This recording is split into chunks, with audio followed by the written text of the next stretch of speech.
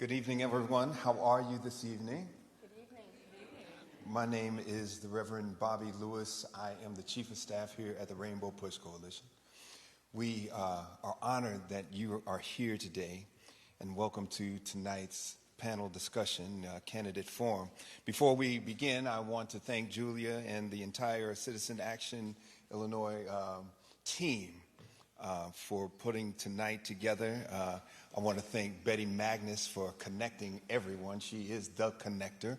And then I want to thank all the partners, all 30 advocacy, civic, educational, and community organizations that helped to put this together.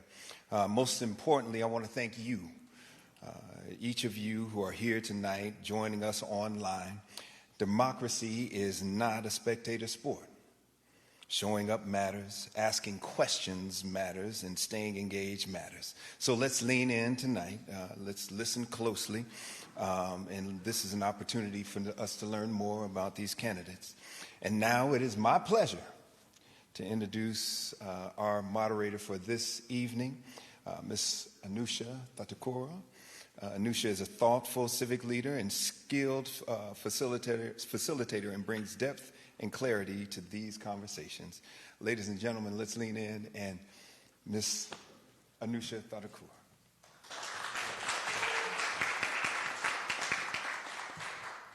Thank you, Pastor Bobby, for the introduction, and thank you so much to Rainbow Push for hosting us this evening. Good evening. My name is Anusha Thatakura. I'm the Executive Director of Citizen Action Illinois, the state's largest and oldest public interest coalition. We are so proud to be hosting today's forum along with over 25 other co-hosting organizations for candidates running in the 2026 Democratic primary for Illinois Comptroller. Our organization just turned 50 years old.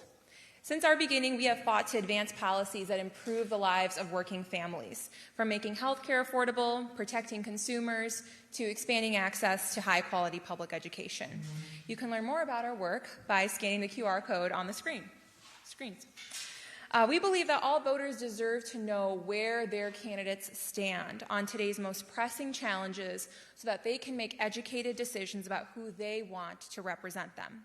We are very grateful to our candidates for taking the time to be here today and speaking directly to voters. All candidates participating in today's forum have filed as Democratic candidates with the Illinois State Board of Elections. Here are the ground rules for today's forum. Each candidate will be given 90 seconds for opening and closing remarks. Today's questions were developed in partnership with our co-hosting organizations. Each question will be asked of all candidates with a staggered starting order, and the seating arrangement was determined by random draw. For each question, candidates will have 90 seconds to answer. Please do not feel like you need to use all 90 seconds of your time. And the lovely team from the League of Women Voters of Chicago will be doing the timing for this forum. Can we have a round of applause for the League of Women Voters? At 30 seconds left, they will hold up a 30 seconds paddle. At 15 seconds left, they will hold up a 15 seconds paddle. When your time is up, they will hold up a stop paddle. At time, you will be allowed to finish your sentence. Then they will start ringing the bell. Oh no. Well, when you see the bell, that's how you know it is time, and I will cut you off to make sure that we could be fair and get through our questions, so we will be strict with timing. Candidates will not be allowed to rebut outside of their allotted time to answer questions. With that, we will begin with 90-second opening remarks for each candidate, beginning with Margaret Croak. All right, thank you. First, I want to thank Rainbow Push for hosting, and I want to take a moment to say that we should all keep Reverend Jesse Jackson in our prayers for a moment. But my name is Margaret Croak. I am currently a state representative of the north side of the city. I've spent the majority of my career in public service. And before being elected, I was the Deputy Chief of Staff over at the Department of Commerce and Economic Opportunity.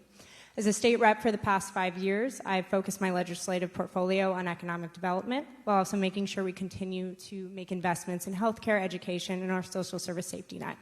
I actually have a 100% voting record from Citizen Action for 2025.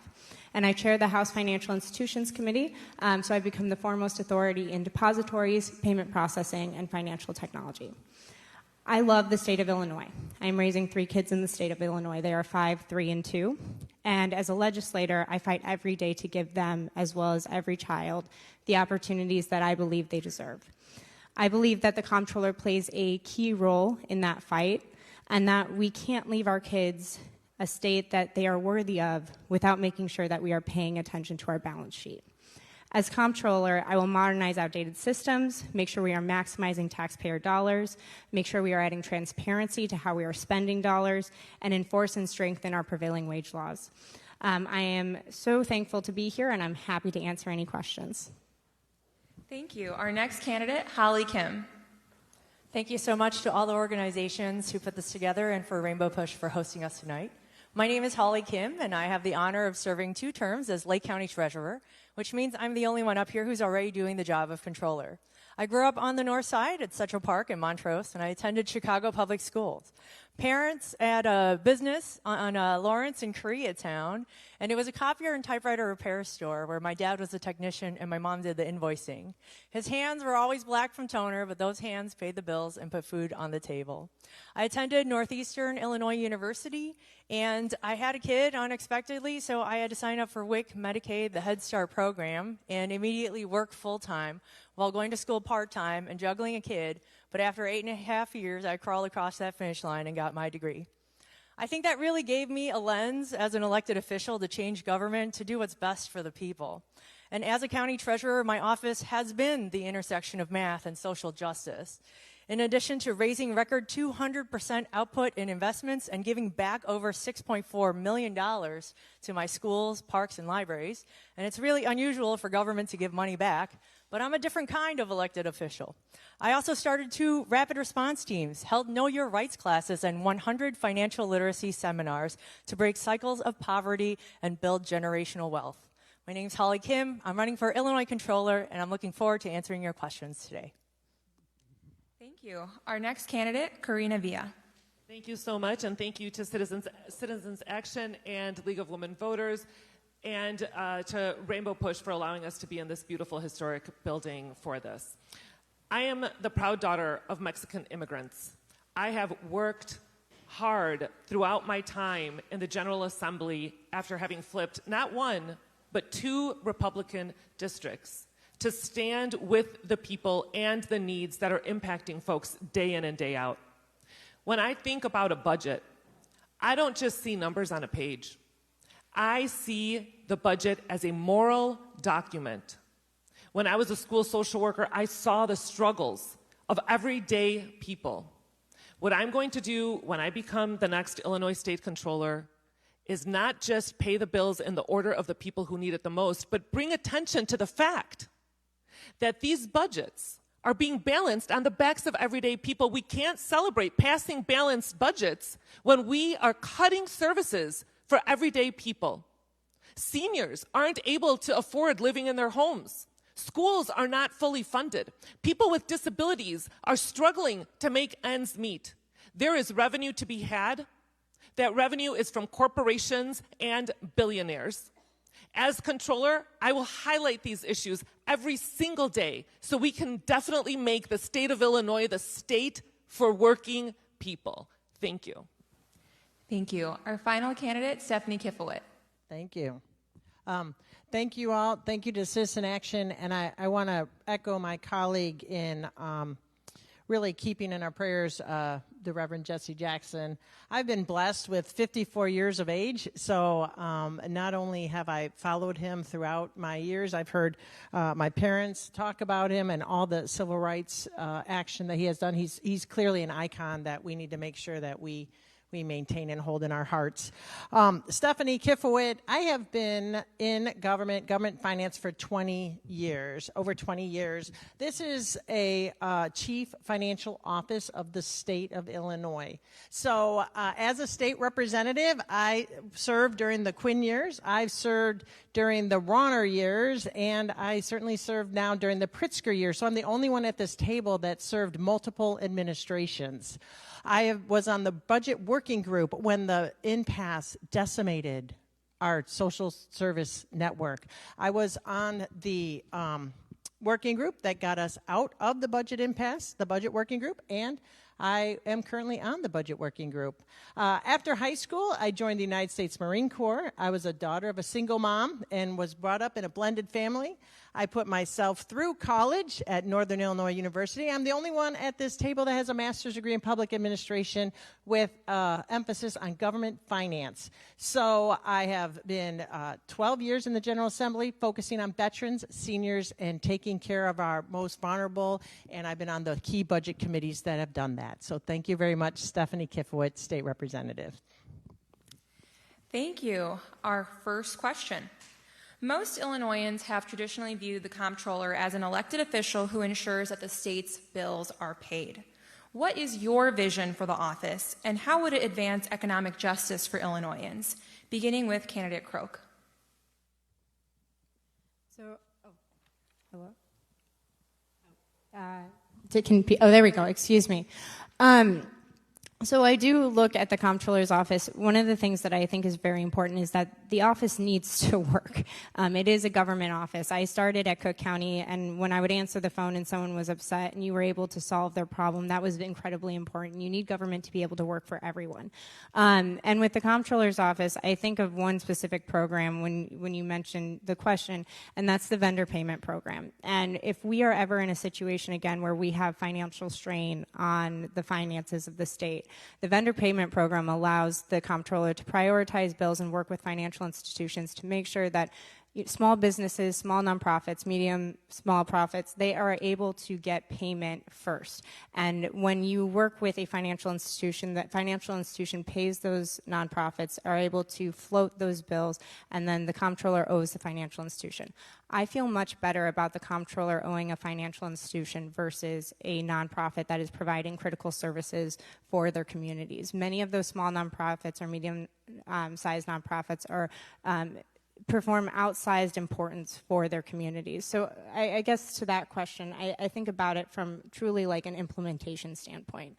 What can the office do realistically to make sure that we are keeping the lights on for those services that are so critical? Thank you. Candidate Kim. So I would see this office as a way to help underprivileged and economic justice in that back when I first got out of college, I worked as an office manager at a pediatrician that took the All Kids program. And I firsthand got to see that when we bill and they don't pay timely, how that affects our cash flow and paying our own staff. What ended up happening is, we were okay because we floated it, but there were other offices that refused to take the All Kids program after that, which meant less service providers, less dentists for people who need them. And so it's seared into my brain how important it is to make sure that we have timely reimbursements. So that's one thing. The second thing, which I'm already doing, is I believe there's a lot of economic justice in lifting people out of cycles of poverty and teaching them how to build wealth, how to use money responsibly. That's the financial literacy seminars. As current county treasurer, I've held classes about free grants for home ownership in historically redlined areas for our Black and brown communities. I think leading with intentionality brings people across that line. And I frequently start our financial literacy seminars saying, when we were younger, we were told it's rude to talk about money. I go, but you know who talks about money all the time? Rich people in front of their kids. And so we're going to talk about money and we're going to be intentional. And so I place that in highest regard. Education lifts people out of situations. Thank you. Candidate Villa. Under this Trump regime, we need leaders in every single seat who are going to stand up boldly and talk about the real issues that matter. I have flipped 2 districts and talked to thousands of people. On this campaign trail, I have been across the state listening to everyday issues that people are facing. As a state senator, I have seen us balance the budget on the backs of the working class. What we need is to hold billionaires accountable, because I agree with Holly as she is talking about some of the great services that she wants to bring to the state of Illinois. But without additional revenue, forget about it. Without additional revenue and investments in places like the West Side, have you all driven through the West Side? Have we seen the austerity in some of these communities? without bringing more resources to our communities, we are not going to be able to accomplish what is owed to these communities. What is owed historically to these communities who have been underinvested by the state of Illinois. We need to hold the corporations and the billionaires accountable, bring more revenue, and I will be using the Office of the Comptroller to report out on these issues. I'm not going to jump up and down and say, I paid the bills on time in front of people who are looking at their bills and saying, I don't have money to feed my family. Should I pay my mortgage payment first? Or should I pay my child's treatment for health care? That's what everyday people are facing today. Those are the decisions that they're dealing with, and we need to be more responsible as a government to our taxpayers. Thank you. Thank you. Candidate Kifowit. Thank you so much. The question was regards to economic development or economic justice, and one of the things that I've been working on with my good friend Will Davis is regards to the evidence-based funding formula and increasing funding for our schools. Our schools are not getting the funding they need, and the property taxes are extremely too high. Housing isn't right, and we need to make sure that we have housing. So as controller, when the grants come through for housing, we're going to hold them accountable. We're going to hold individuals accountable that get housing grants to make sure that they are actually keeping people in their homes. And that's one thing that we can do. As controller, right now, the office is about 77% white. And the controllers come in front of my committee every single year for 12 years. And it's the same stale rhetoric. What I'm going to do is create partnerships with organizations such as yours and the Urban League to make sure that we have mentorship programs so that individuals can come right into a job and identify the job skills that our youth need to come into the controller's office and have a good paying union job. That's what we need to do for economic justice. I agree that the budget is out of whack, which is why I voted against it. Everybody else, well, except for Kim, who's a county, but the other individuals voted for a budget that doesn't fund our schools, that doesn't fund what we need to do, that doesn't do the right thing, that doesn't fund our pensions. And as the chair of pensions, I've been standing up for individuals to have a retirement security. We need to have housing security. We need to have higher retirement community, and we also need to have educational opportunities that I've been fighting for and I will continue to fight for, and the role of the controller. So thank you very much. Thank you. Our next question. In November 2020, voters failed to ratify an amendment to the Illinois Constitution that would have allowed the state to replace its flat income tax with a graduated tax structure. That, in turn, killed the fair tax legislation, which was designed to raise around $3.6 billion in new annual revenue by imposing higher income tax rates on the wealthiest 3% and reducing income taxes paid by the bottom 97%. Illinois is suffering from a long-term structural deficit in its general fund that cannot be eliminated without either raising taxes or significantly reducing spending on core services like education, healthcare, and human services. What tax policy changes would you support to alleviate Illinois' long-term structural deficit while providing targeted tax relief to low and moderate income families? And for this question, we will begin with candidate Kim. Thank you so much for that question. So I agree actually with the fair tax, and I'm very disappointed that it didn't pass. I think structurally, I think we all know that raises have never kept up with cost of living. That's all across the board, all across this country, and partly the reason why buying power is so low. But as different people have gone in giving tax cuts to whether it was big companies, corporations to like entice them to come in somewhere, they've always gotten the good cards, right? It's not the small business owner who gets that kind of treatment. And so it is time that the oligarchs, the corporate, welfare, like that they pay their fair share. And frequently in politics, they always have, all of us at the bottom fighting each other. Whether they want to blame like other people stealing their jobs or whether it's the immigrants, and none of this is true. It's a top to bottom problem, and they need to pay their fair share and not pit us against each other. Even different political parties, not to pit us against each other, because it's a top to bottom problem. And this is one that's been so systemic that even when I was a kid going to Chicago public schools, that there were strikes back then for not having enough funding. This has been going on for decades, and it has to be addressed, and there has to be enough stomachs voting yes on a referendum so that the top 1% earners pay their fair share. Thank you. Candidate Villa. Anyone want to talk about this for hours? Please give me a call. I would be happy to do it. I think that we need leaders who can build coalitions. To that end, I am the co-chair of the Progressive Caucus in the Senate. This entire year, our North Star has been about this issue. We want another chance at this constitutional amendment. The fact that it has failed does not mean that we shouldn't go at it again. We are the 8th most regressive state with our taxes.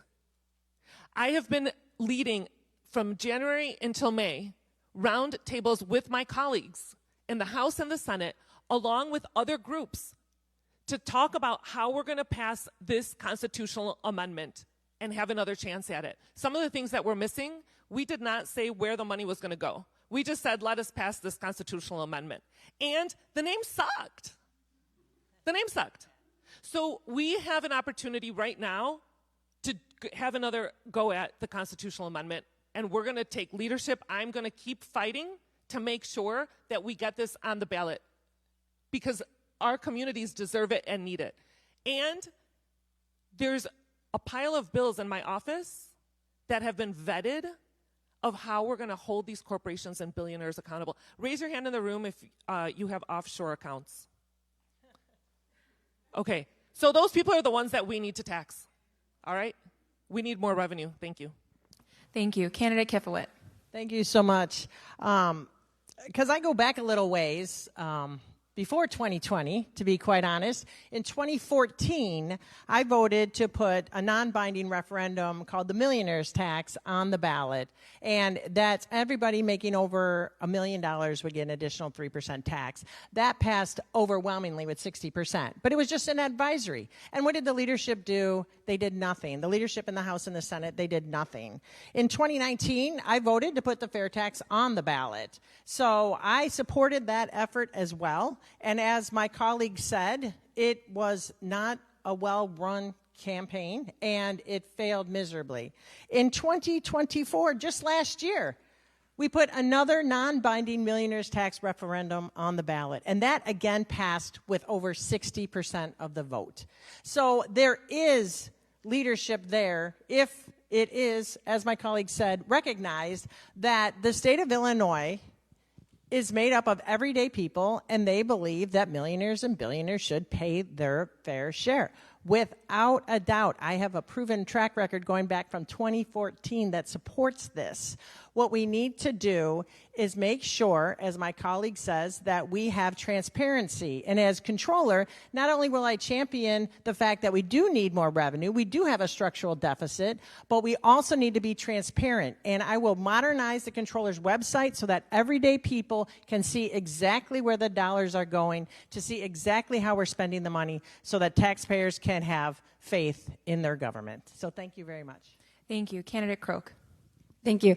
So I actually was on the ballot when the progressive income tax was on the ballot. And I was always a big supporter of the initiative. It was something that when we were doing our candidate questionnaires, I was always a big supporter. But I'm going to push back on this idea that there was this bad campaign that was run for the progressive income tax, for the fair tax, because there were millions and millions of dollars that were invested in that campaign. I thought the governor did an incredible job trying to push that initiative, and I guarantee that if we were able to get it back on the ballot, which is something that I would support in the legislature to vote to get it back on the ballot, that same fervor would be utilized again, and that same coalition building would be utilized again. So I think that ultimately that's going to be something for the voters to decide. And actually, to back up Representative Kifowit, I think that maybe it could be something with the verbiage or something to do with the ballot naming and how we push that and how we advertise it. Maybe it is the name on the ballot to be able to get that. But I do want to push back on that nothing was done there. I do also want to say that we have increased our budget by over $9 billion in the last 5 years. COVID changed the landscape quite significantly. So I do agree that there could be changes to how we increase revenues. I think that we should be looking at corporations. But we are not as stagnant as everyone claims the state to be. We have increased revenues over the past few years, and I think we're going to continue to have to do that as we want to make sure that our most vulnerable populations are protected. Our next question. Budgets are moral documents. In a time where the federal government is attacking public services, including healthcare, housing, education, and policies promoting DEI, diversity, equity, and inclusion, what kind of reporting or auditing would you support to ensure that state spending aligns with broader racial and economic equity values and goals? Beginning with candidate Villa. I just can't stay silent on the last point. Listen, ask Access Living if they think that we've increased the budget enough. Ask the people with disabilities if they think that we've increased the budget enough. Ask our school teachers if they think that we've increased the budget enough. The answer is no. So the next, so just to talk about this question, we need to make sure that we're investing in the communities that need it the most, the ones that have been most disinvested in. I would want to make sure that the Comptroller's office is finding ways to work with these communities in help with procurement, cutting the red tape for these business owners to get in to get some of the money from the state in order to provide the services that we know that these companies are able to provide. Sometimes that requires more hand-holding. My parents are small business owners. They understand the red tape, the bureaucracy. They're working 24/7 just to make ends meet and keep the business doors open. These companies need a seat at the table. They sometimes need a little extra assistance to get there. We need all of the zip codes in the state of Illinois to have equal opportunities. I will ensure that I do everything in the Comptroller's power to make that happen. Thank you. Thank you. Candidate Kifowit. Thank you so much, and thank you for this very important subject. As the only one at this table that actually was a legislator during the Rauner years, I saw firsthand the immoral actions of a vindictive governor on our nonprofits and our social service networks. We had social service networks that were hanging on by a thread, but the hand-picked controller, Leslie Munger, would not pay them, would not give them their funds that they needed. And what we're seeing today is the aftermath of several vital nonprofits and organizations in our community having to close because they just couldn't make the bills meet during the 2.5-year budget impasse. I've seen that firsthand. I know what needs to be done because we need to make sure that we fund the nonprofits, the organizations that do so much for our community, the domestic violence shelters that were going to close during the Rauner years. Chicago State almost closed during the Rauner years. They were squeezing our nonprofits, similar to what's going on the national level. So as Comptroller, I will create a nonprofit community-based liaison to work with our organizations to make sure that we are holding DCEO accountable, not to get in the weeds, but the vouchers don't come from DCEO, we can't pay them out. So we will be putting on the website all the outstanding vouchers that our nonprofits need to fund them in time to make sure they can make payroll. And in addition to that, also work with legislation so that they can get the interest back from the loans and from the lines of credit they have to take out because the state just can't pay on time. As Comptroller, I will champion that as well. So thank you very much. Thank you. Candidate Crook. So there is software that exists in other states where you can literally take an appropriation in a budget and you can follow the life cycle of those dollars. And that software actually is being built in Illinois too. So I've seen where you can pull an appropriation, see the life cycle, see those grant dollars, and you can break it down and see, okay, are those dollars going to a minority-owned business? Are those going to a certain nonprofit? And I think that's really important to the question about auditing, to be able to track those dollars for everyone in this room, for a taxpayer, for the General Assembly, to be able to see, okay, when a committee, a agency goes in front in the legislature and says, well, 20% of our spend goes to minority-owned businesses, prove it to me. Show me that that is actually happening. I want to see the transparency there. And that's something that I feel like we need to do as a priority within the state, not just in the Comptroller's office. And I think is incredibly important to making sure that we are supporting small businesses and small nonprofits, kind of keeping to the goals of our state, putting our money where our mouth is, really. Thank you. Candidate Kim. Thank you. Back when I was a village trustee and there was friction between our black community and police across the nation. In fact, with the shootings of Philandro Castile and Alton Sterling, I held a Know Your Rights seminar so that people could know their rights in their car, in their home, and how to have a successful protest. So in my own office, I've also had the most promotions for our minority and women employees that are there. So I'm someone who is very cognizant of not only national landscape, but advocating for our communities of color. And I have not forgotten DEI, no matter what the federal government does. I do think that there are some diversity metrics that are related to grant funding. And so what's wild is I know when the Republicans stopped doing DEI, and I somewhat expected that, but what I didn't expect was how it got quiet on our side too in some places. And I think what we could definitely do to hold accountable the grant funds is we could look into some sort of control of the spigot to turn it off like we do for prevailing wage. They have to certify, if it's an Illinois taxpayer-funded project that we pay prevailing wage for unions, that they also certify if they're receiving these grant funds based on DEI grants, that we meet these metrics. And I think that's something that we could implement because it is grants that are tied to that metric. Thank you. And just a note for candidates, you are welcome to use your 90 seconds however you wish, but candidates will not be allowed to rebut outside of their allotted time to answer questions. The Comptroller's office is responsible for making timely payments to agencies, local authorities, small businesses, and schools. The next few questions will address policies affecting public services. Public education is under attack at the federal level, with threats to shut down the U.S. Department of Education, grants and other federal funding sources having dried up, and the federal government is now touting school choice. What are your views on school choice and whether or not Illinois should opt in? Beginning with candidate Kifowit.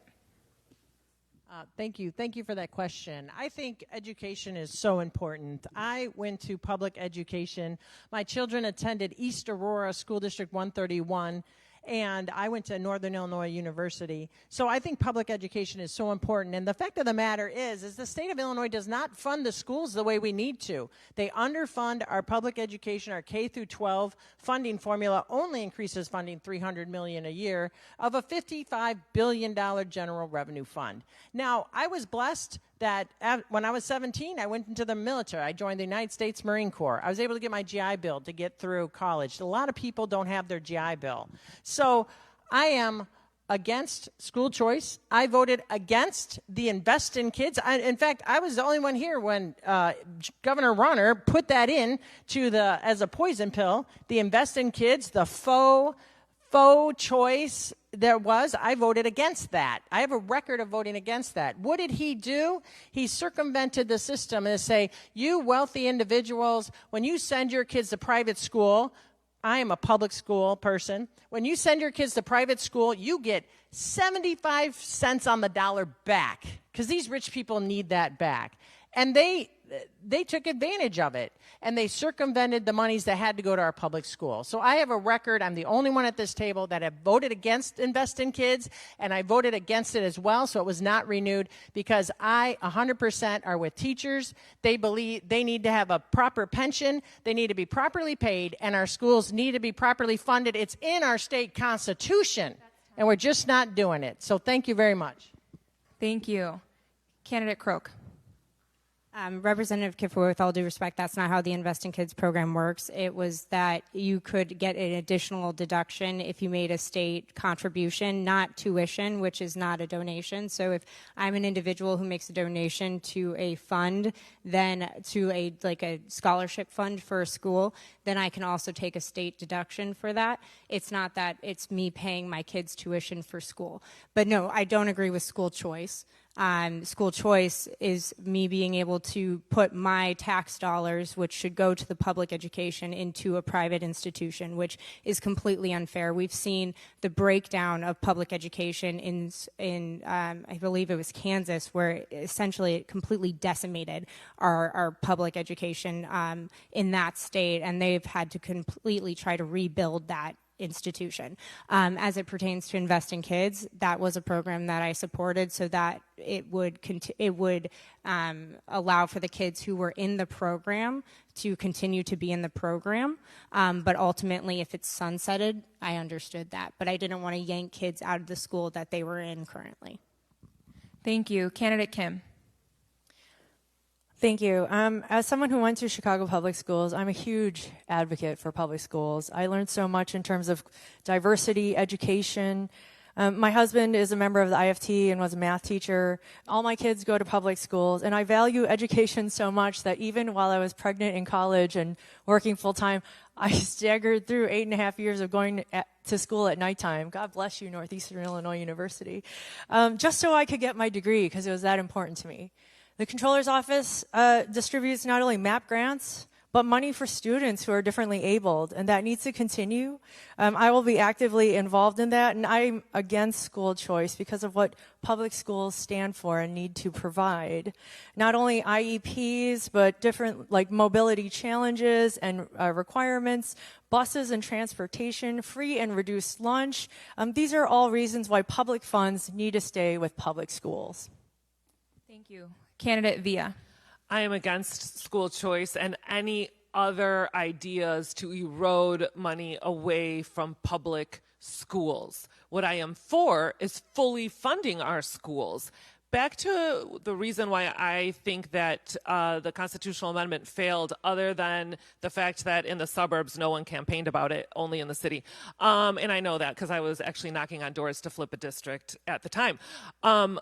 The other reason it failed is because we didn't attach it, like I said, to what it was going to go to. In my opinion, and I actually raised this when I was in caucus as a freshman in the General Assembly, we needed to attach it to fully funding our schools, which would then directly impact our property taxes. Because when you look at your property tax bill, you see where the money is going, and where's the majority of the money going?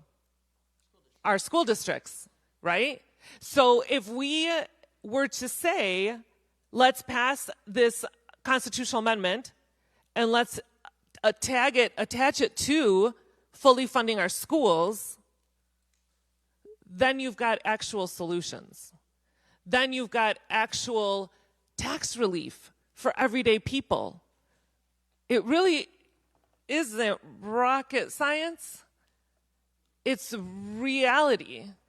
It's what we need to do to make sure that folks stay in their homes. Thank you. Thank you. Next question. Many immigrants with disabilities face barriers to accessing health care, legal protections, and public benefits because of both immigration status and disability.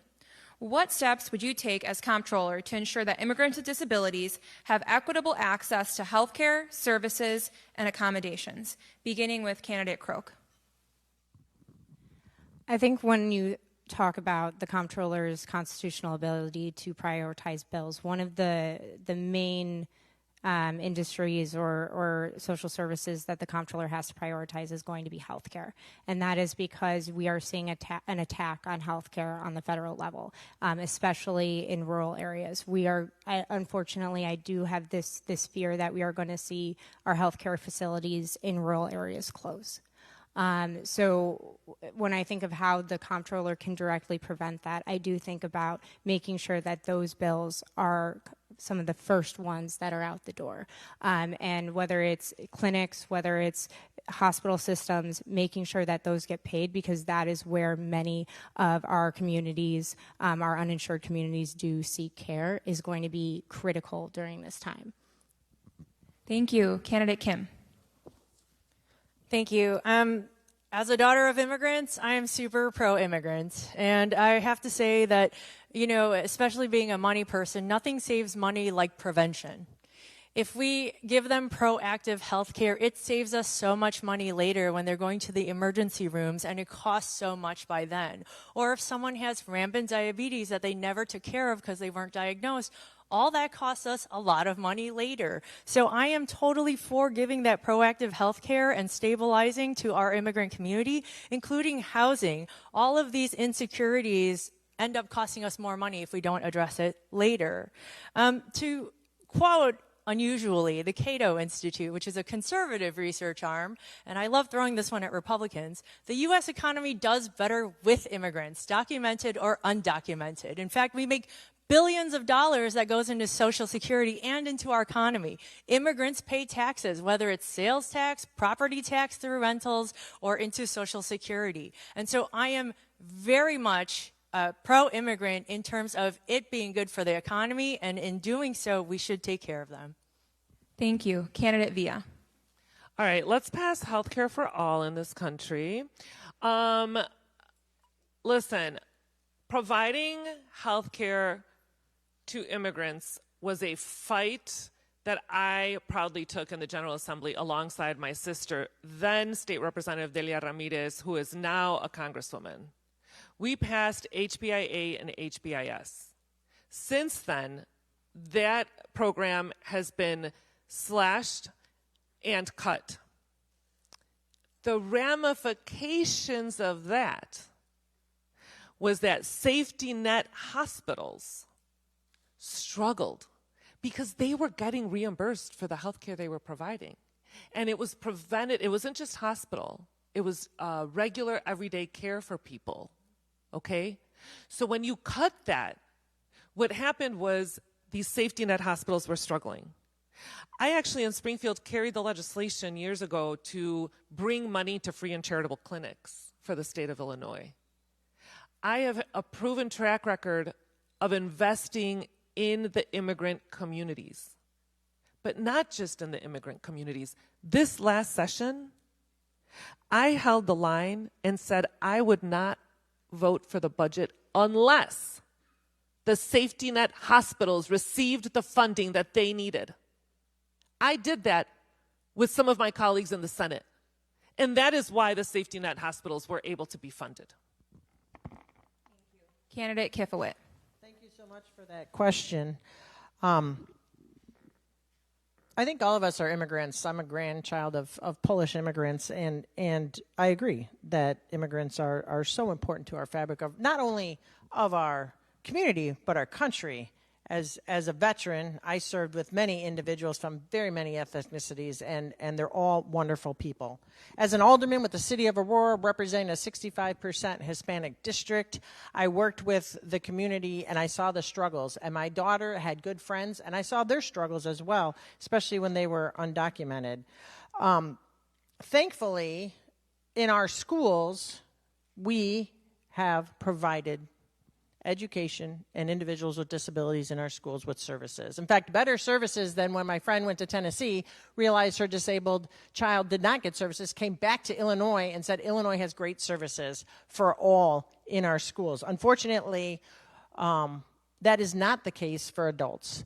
And I am sitting here being appalled because when we had the budget impasse, then Governor Bruce Rauner cut off dialysis for undocumented individuals.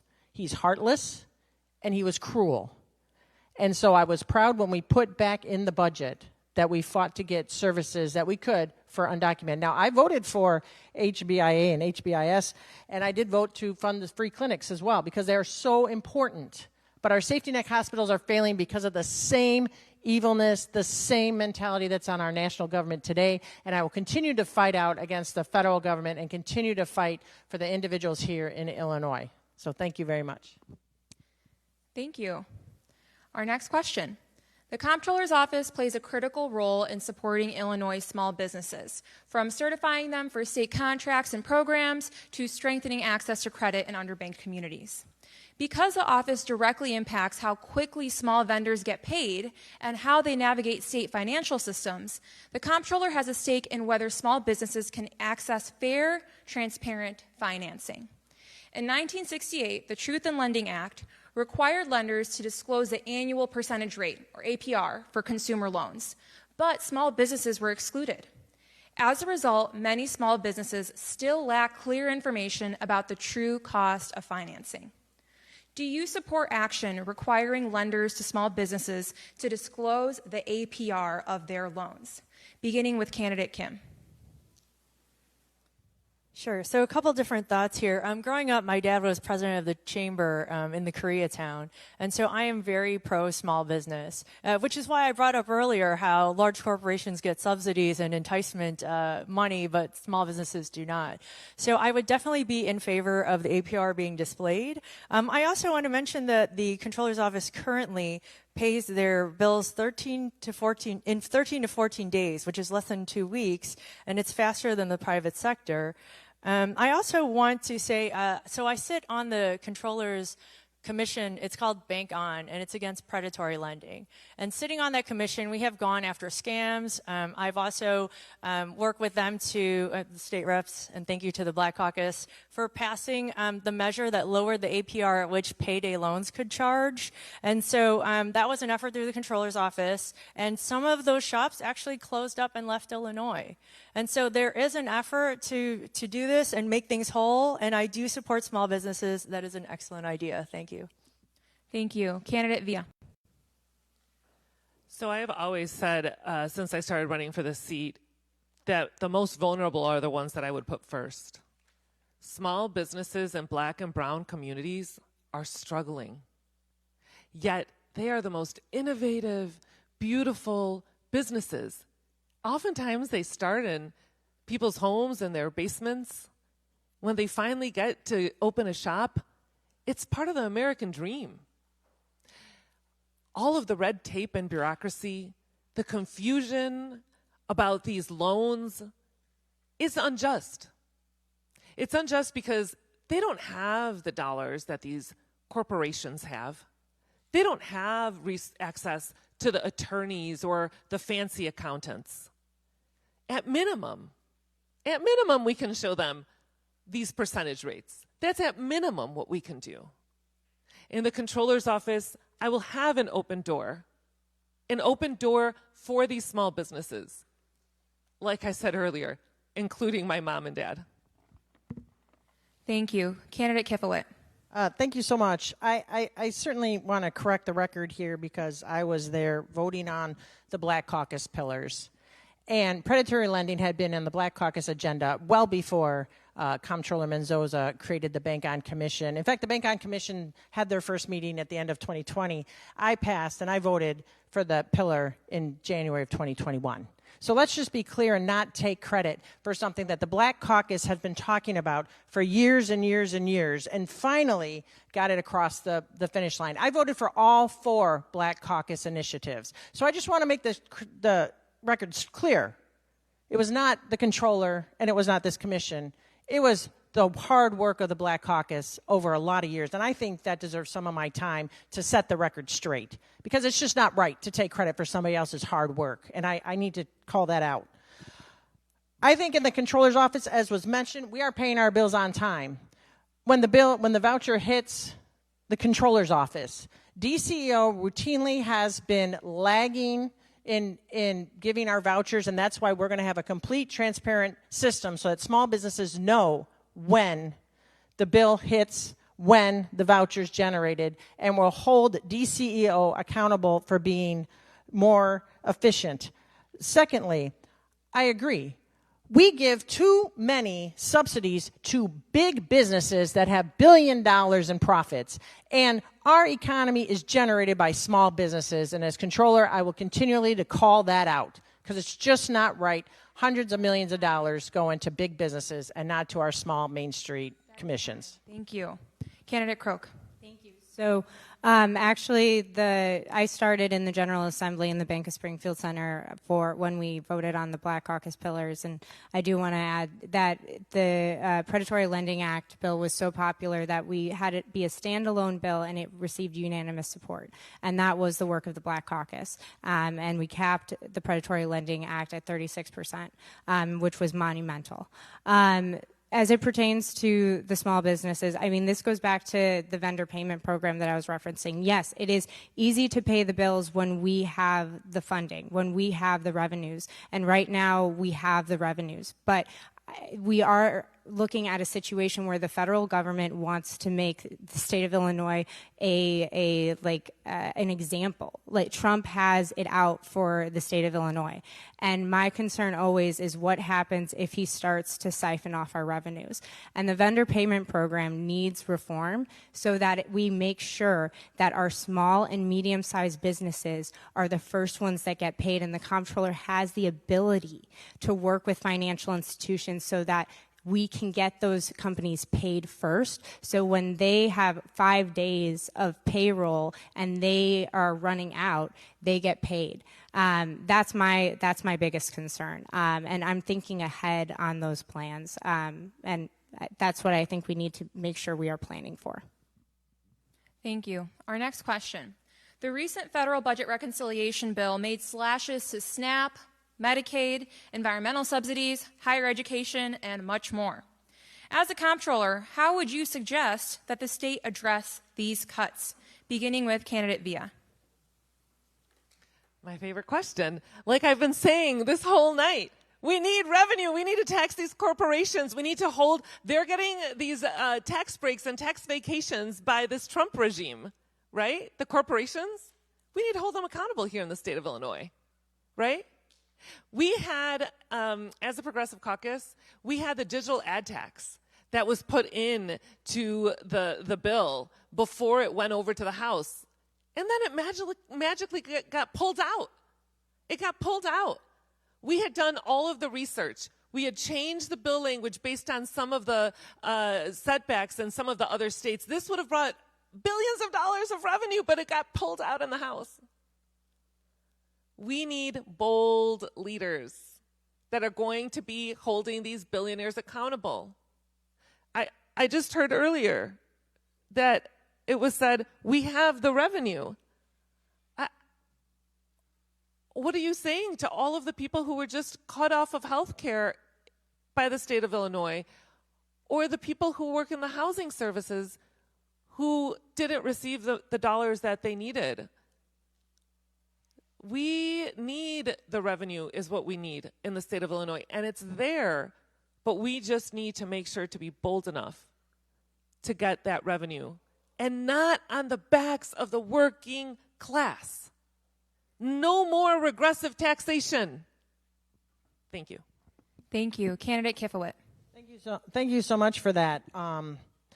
As we know, that bill cut SNAP benefits, and one of the things that I noticed is that in November 1st, other states they waited up until 12/01 and put in for the full SNAP reimbursement, and their people got full SNAP reimbursements. The state of Illinois put in for half, and they got half a reimbursement, waiting for the bill that just passed to reimburse the SNAP benefits. That's unacceptable. We need to be on top of it. When the window opens, we need to be there 100%, and that's what I'm going to be for the controller, making sure everything is accountable. You don't go into the United States Marine Corps and come out without accountability, without making sure everything is right, everything is correct, and you know the matters to do it.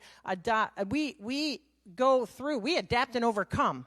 And that's what I bring to the controller's race. My experience, this is the Rauner years just exasperated. This is what Bruce Rauner did, and I've seen it, and I can deal with it. And we have to be on the front lines, at the ready, to make sure that we grab the resources when they're available. SNAP benefits got pushed off until another day in this bill. But there are more threats to our citizens. And as controller, I will continue to fight and continue to keep the pressure up to fund these vital services. And that's what we need to do to our congressional leaders, is to make sure that they know the damage they are doing in people's lives every single day. And I will be right there with my buddy Kwame Raoul fighting for you.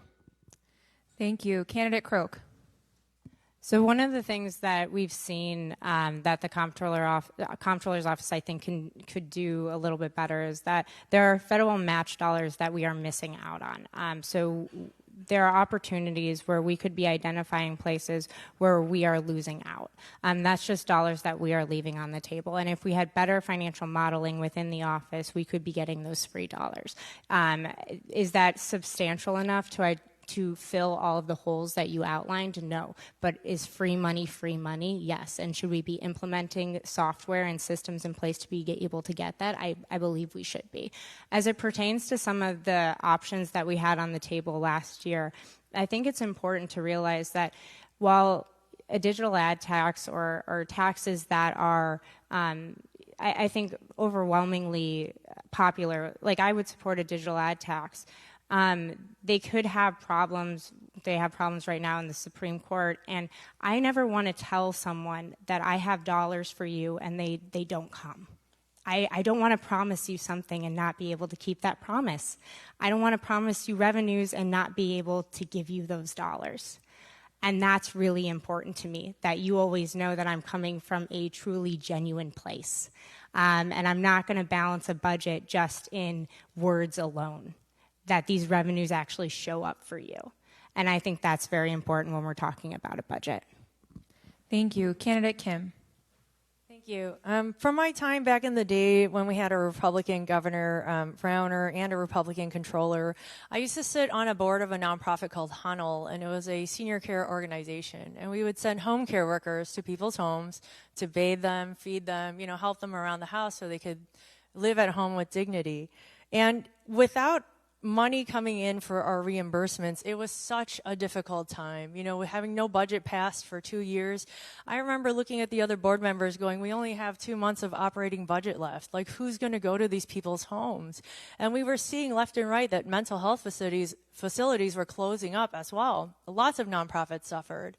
And so knowing what that was like, being on the other end, what I would make sure, because this is a question about cash flow, is that when reimbursables come in, that we keep it timely. The federal government made grant cuts, so it's even more important that we pay reimbursements timely until, the federal government figures out what they're going to do. But in the meantime, all these people need the reimbursables.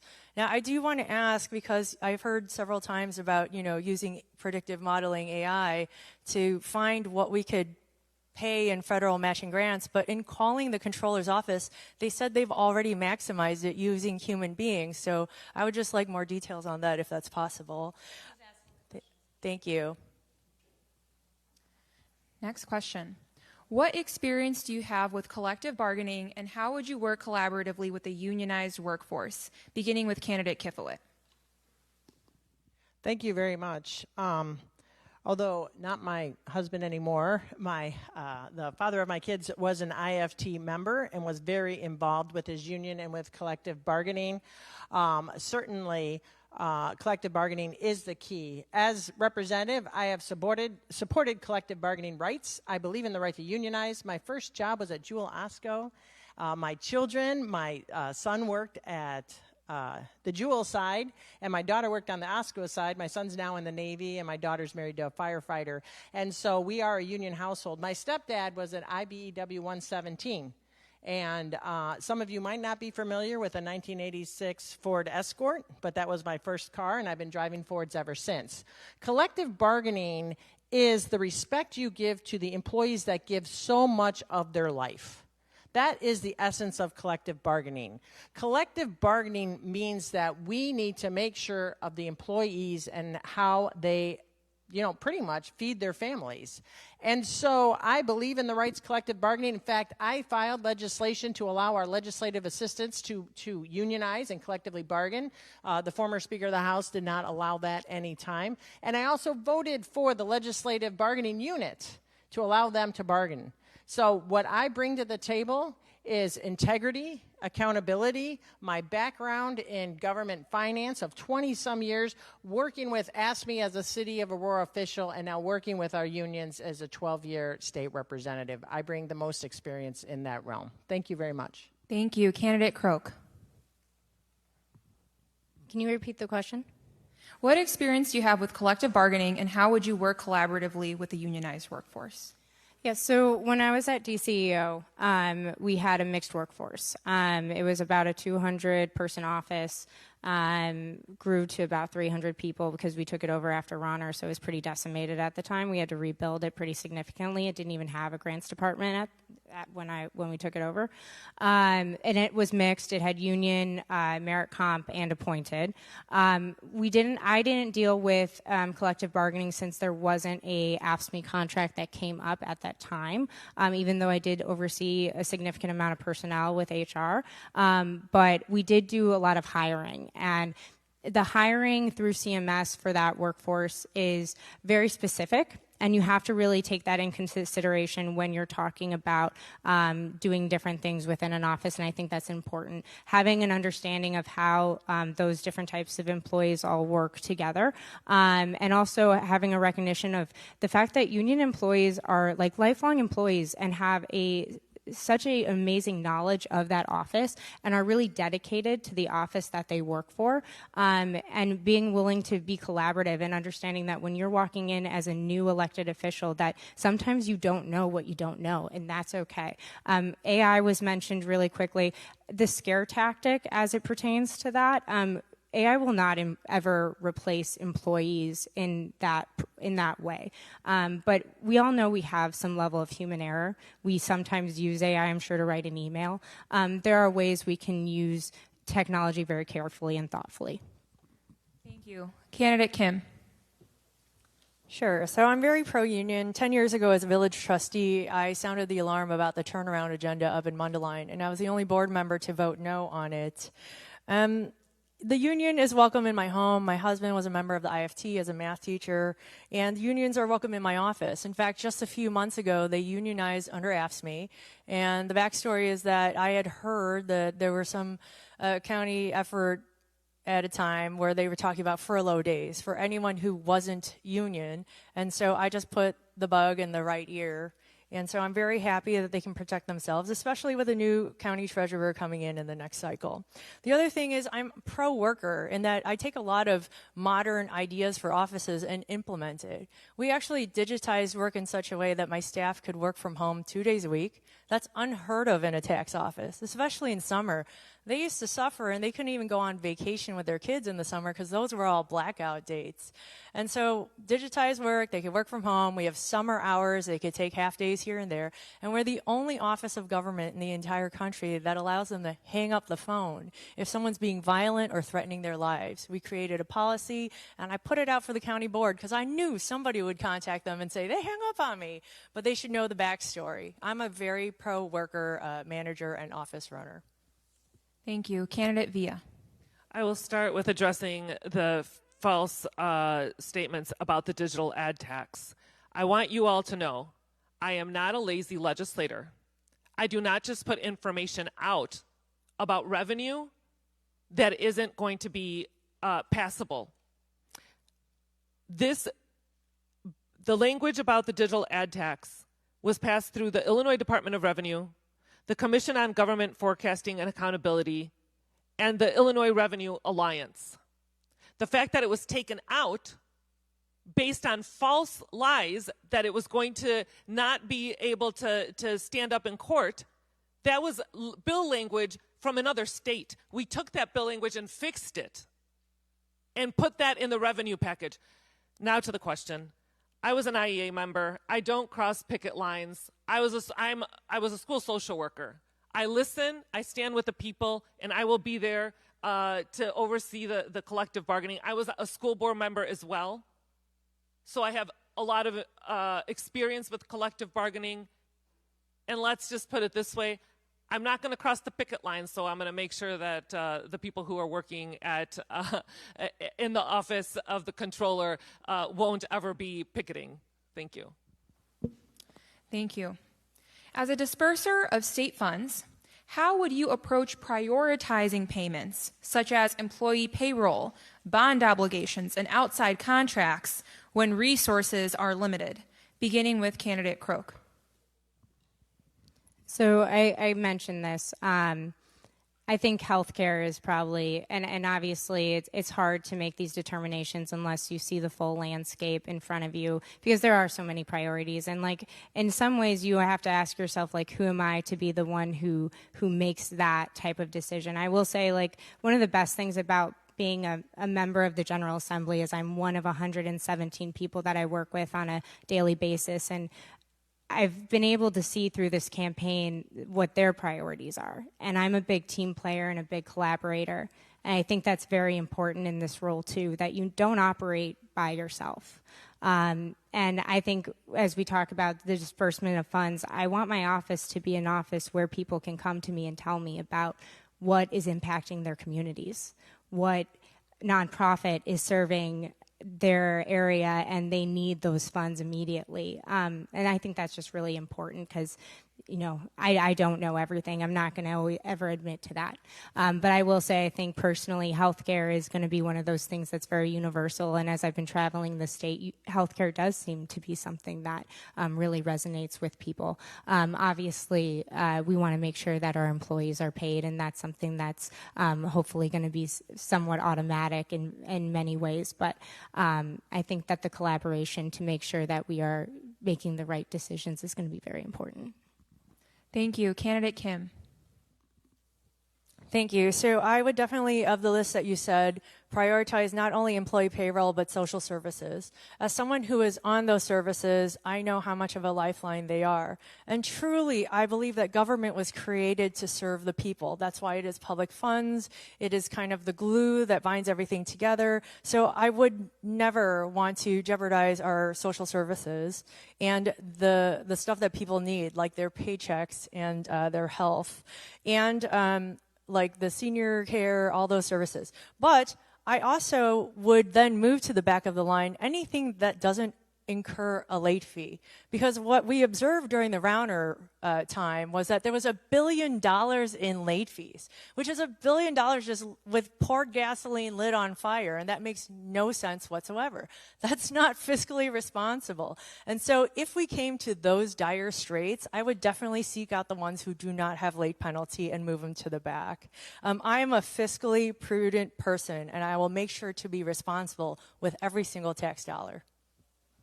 Thank you. Candidate Villa. So I'm going to go back. The budget is already being passed on the backs of working people. We will prioritize paying the bills in the order of the most vulnerable first. And I will go across the state and I will be talking to people about how the amount of revenue is not enough to meet the needs of the social service agencies, of the nonprofits, of the schools, of our people. There are people working full-time who need food stamps. There are people working 2 full-time jobs who can't pay their bills. And we're cutting services. Early child care, after-school care. The federal government, there are attacks that are coming down the road with health care.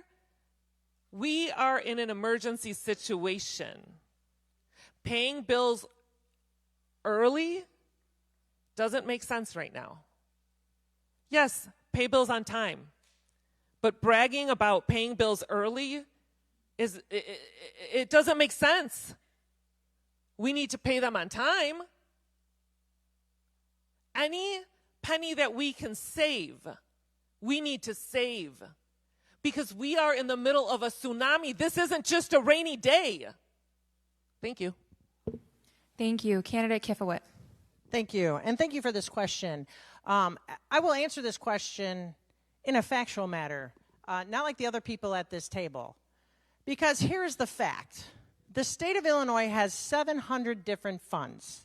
Of these 700 different funds, they get categorized into 8 different categories. One of them is the General Revenue Fund, which is $55 billion, of which my colleagues here have been talking about. The question referred to bond payments. Those come out of the Bond and Interest Fund, not the General Revenue Fund. Those come off the top. The way that the state of Illinois manages not the $55 billion budget that everybody at this table has been talking about, but the $124 billion all funds budget is through those different categories. And there are categories that are mandated to get paid. So to answer your question properly, the bond payments get paid automatically. The payroll gets paid automatically. What then comes down from what is paid and what our mandated payments are is the general revenue fund, which is the $55 billion that we're talking about today. The rest of the table is. To be fair and to be honest, we have what's called a Prompt Payment Act. So it's just simply not true to say, I'm going to take bills that don't incur a penalty and put it to the back. It's state law. You would know state law if you're a legislator in the state of Illinois. So what I will do is manage all the $124 billion properly, efficiently, and with the knowledge needed for this office. Thank you very much. Thank you. Our last question before we go to closing remarks. Illinois' Budget Stabilization Fund, more commonly referred to as our Rainy Day Fund, was created by the Illinois General Assembly in 2000 to be the state's primary reserve account.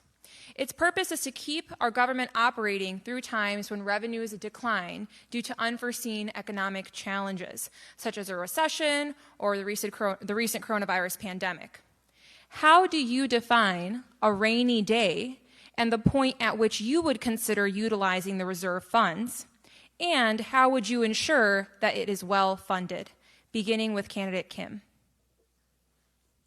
Sure. So as someone who is a county treasurer and works with reserves currently, I'm very cautious to not dip into it quickly.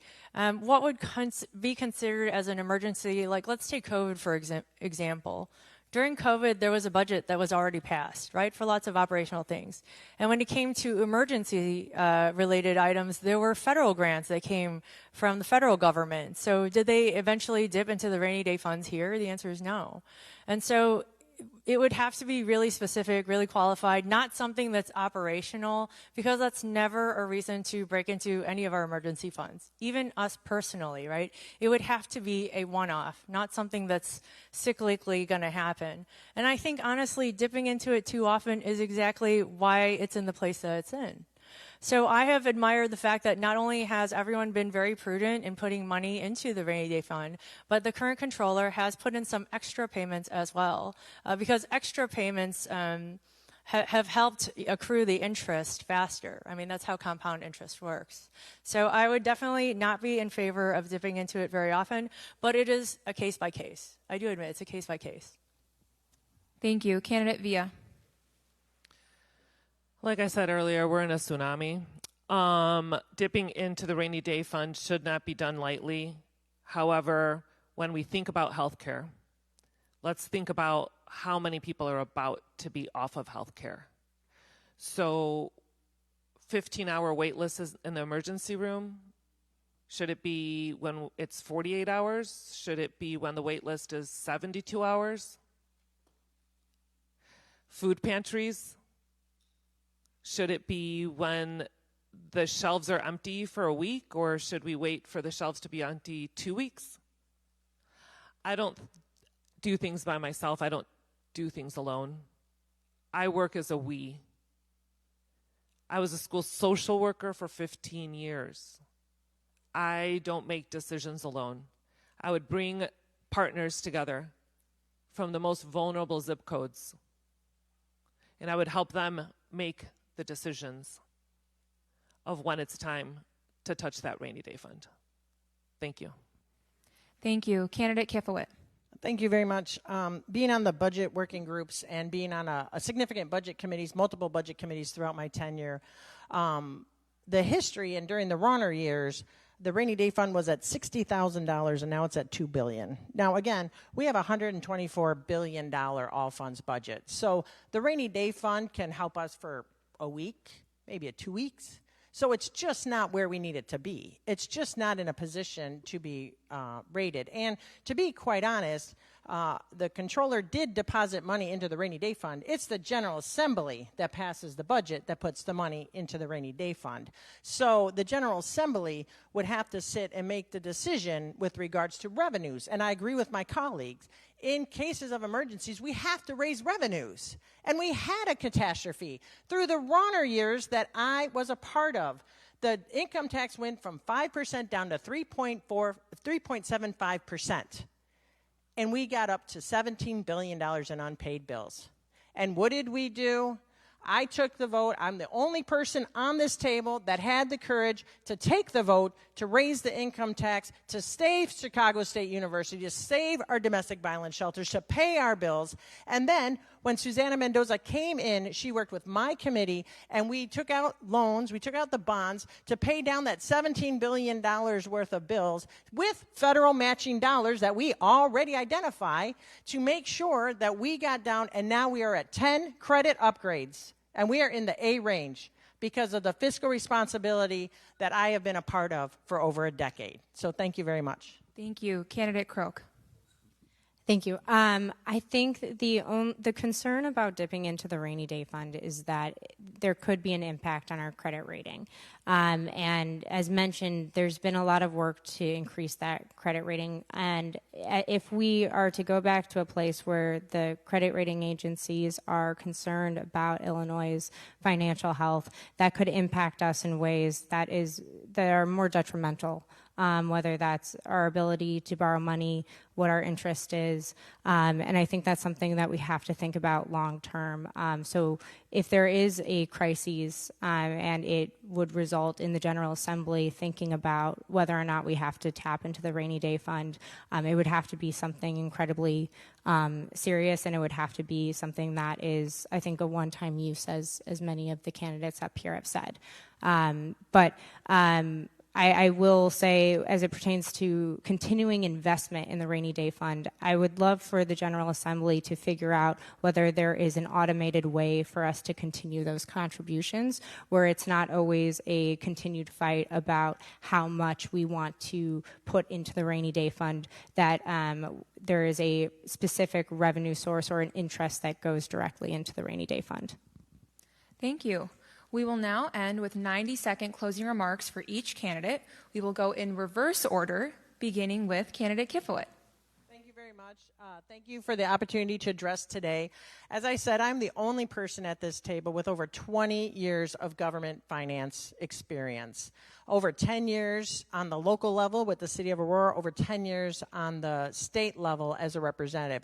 One of the things that wasn't touched upon, and I want to bring it to the individual's attention, is that the Comptroller's office sits on the State Board of Investments for the pension systems. I was a registered financial advisor with a firm called Morgan Stanley Dean Witter. I am the only person at this table with financial experience in that regards as well. And I will say on day one, I will never support crypto for our pension systems because our retirees require stable, sound financial choices for their pensions. So I appreciate the opportunity to sit and talk today, and I will stick around and talk to anybody who has any additional questions. I have 20+ years of experience in government finance. I have a master's in public administration in government finance. I have been on the budget working groups to pull us out of the Rauner years, currently on the budget working group today. I have worked with every single controller, Judy Bartopinka, unfortunately Leslie Munger, and the current controller with regards to the job of the controller's office.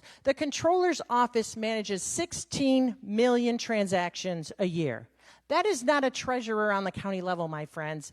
This is an important business. It's the chief financial office, and we deserve somebody who is experienced, knowledgeable, and can do the job on day one, not learn as they go. So thank you very much for this opportunity, and I appreciate you for having me today. Thank you.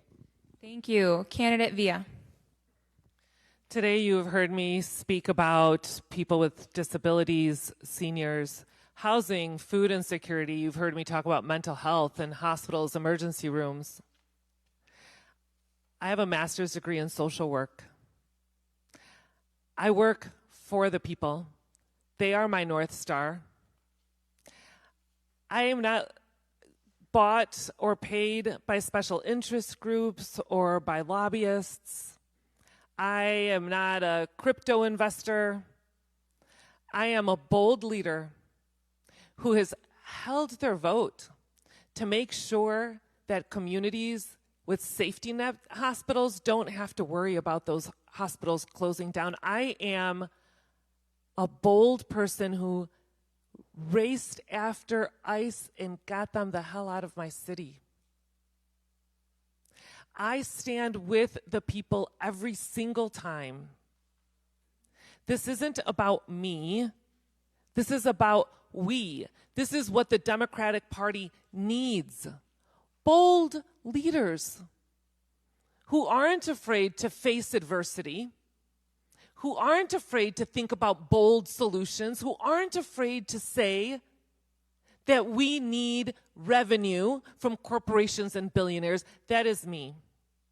I will be your champion in this seat. I will bring this seat the honor and dignity of the people of Illinois. Thank you so much for this evening. Thank you. Candidate Kim. Again, thank you everyone for hosting us today and Rainbow Push. To make clear, I do sit on the government funds investment pool for billions of dollars. So Illinois is a big state with all sorts of different kinds of people. And of all the candidates up here, I know what it's like to sign up for Medicaid or be a paycheck away from nothing. When there's difficulty, you can trust that I'll run towards the fire. And as a young mom that used Medicaid, WIC, Head Start, and I qualified for the EITC, I'm also a woman who has had an abortion and used IVF, and my eldest kid is trans. Everything I am today and where my family is, I couldn't have done without the supports that all your organizations provide and have fought for. And what I bring to the Comptroller's office is not just my professional experience, but my lived experience. No one wants polished bullet points and limousine liberals anymore. They want real, genuine people who know what it's like. This historic location, hallowed for organizing, progress, and civil rights, and that's not lost on me. Rainbow Push is about uniting communities. And the difference between me and the other candidates up here on the stage is that everyone has a home in Team HK. My name is Holly Kim, and I ask for your vote. And it would be the honor of my life to serve as your next Illinois Comptroller. Thank you, and God bless you. Thank you. Candidate Croak. So I got my start, I mentioned, in government because I was working at Cook County. I was 22 years old, and I was answering phones, and they were calling about property taxes. And property taxes, people get really worked up, right? No one likes their property tax bill. So you usually answer a phone, and someone's yelling at you. And you have to try to figure out how to diffuse the situation and solve the problem. And it was very quick. I quickly learned in government that something that was so easy for me to figure out because I had the information, because I was working in government, was very difficult for the normal person. And I started getting really addicted to this idea of just helping people, of trying to navigate the bureaucracy of government. And it is something that I have been chasing in every single role I have held in public service. It is the reason that I have run for office, is that I just want government to work for people.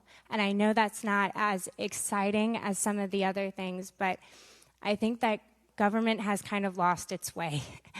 And the Comptroller's office has the ability to be better and truly serve every single person in the state of Illinois and to make their lives a little bit better. I am fighting to make sure my kids stay in the state.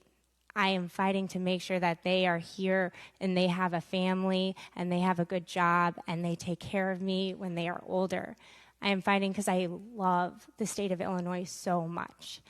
So thank you for having me. Thank you. Can we get a round of applause for all our candidates this evening?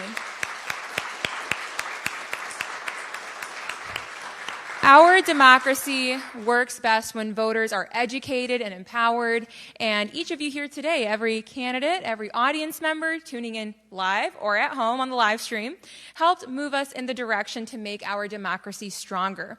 A huge thank you to every co-hosting organization who helped get the word out about this event, and a special thank you to the League of Women Voters of Chicago for being our timekeepers today. Another round of applause. Please, this is the last of 6 forums. We had a forum for U.S. Senate and 4 for different congressional seats. We're rounding out the series today. I want to give a huge shout out to Julia and the rest of the team at Citizen Action for all their work to put together these events. So shout out Julia. Please follow us. You can scan the QR code to stay tuned for additional events and updates. Thank you all and have a great rest of your evening.